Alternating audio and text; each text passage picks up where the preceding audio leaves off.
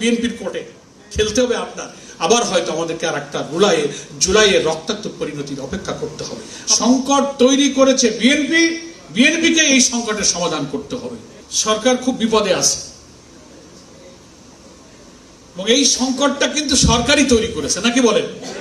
এই যে বলা হচ্ছে সংকটের মুখোমুখি দেশকে সংকটে নিয়েছে কিন্তু বিএনপি। কিভাবে নিয়েছে আমি সেটা এখন বলবো।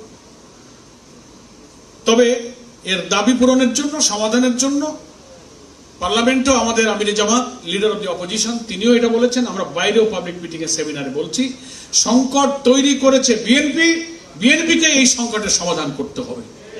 তা না হলে 5 কোটি মানুষ গণভোটে হাতে ভোট দিয়ে হা জয়যুক্ত করে যারা আমাদেরকে এই দায়বদ্ধ করেছেন, আমরা এই ইস্যু যদি পার্লামেন্টে নিষ্পত্তি না হয় তাহলে 5 কোটি মানুষের কাছে আমরা এই আন্দোলনকে আবার নিয়ে যাব।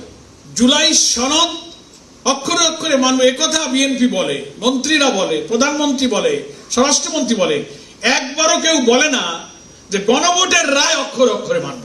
ভোট হয়ে যাওয়ার পরে মেজরিটিতে নির্বাচিত হয়ে সরকার গঠন করে যখন চেয়ারে বসে গেছেন, তখন মেজরিটির ক্ষমতা দেখিয়ে তারা জনগণের 5 কোটি ভোটকে তারা ব্যর্থ করে দিতে চাচ্ছেন। সালাউদ্দিন সাহেব সেদিন পার্লামেন্টে বলছেন যে আমরা এতদিন বলিনি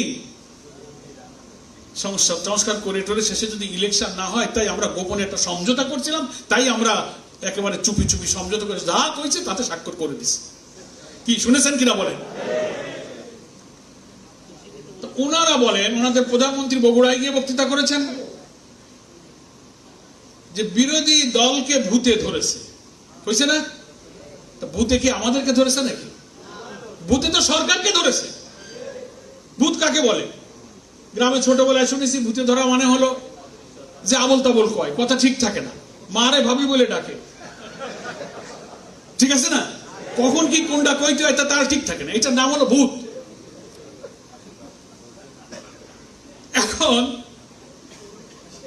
আপনারা যে গণভোটের রায় না মানার জন্য কত কৌশল করেছেন, অন্তর্বর্তীকালীন সরকারের সাথে গোপনে সমঝোতা করেছেন এবং এই বিদ্যমান রাষ্ট্র কাঠামো পরিবর্তনের জন্য দীর্ঘ 9 মাস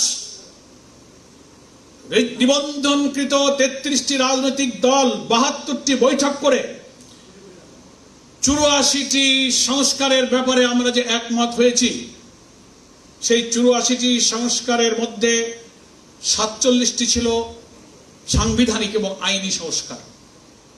84 থেকে